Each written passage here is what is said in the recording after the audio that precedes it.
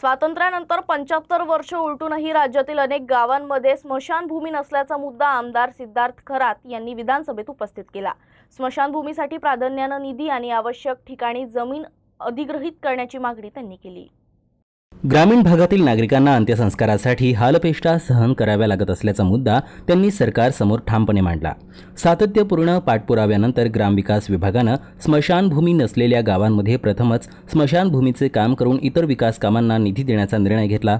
मात्र केवळ निर्णय पुरेसा नाही। ज्या गावांमध्ये स्मशानभूमीसाठी जागाच नाही त्या गावांसाठी सरकारनं 2 ते 3 गुंठे जमीन अधिग्रहित करून तातडीने निधी द्यावा अशी जोरदार मागणीही त्यांनी केली। या मागणीची सरकारने सकारात्मक दखल घेतल्याची माहिती आमदार सिद्धार्थ खरात यांनी मेहकर येथे आयोजित पत्रकार परिषदेत दिली।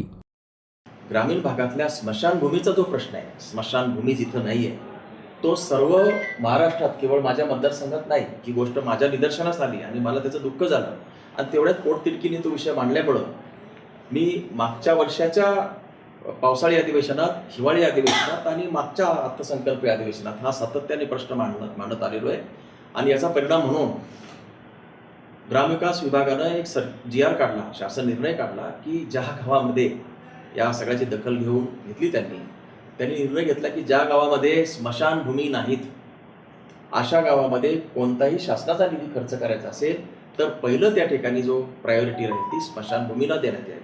बरोबर, तो पहिला स्मशानभूमीचं काम करावं, नंतर बाकीचं काम होईल।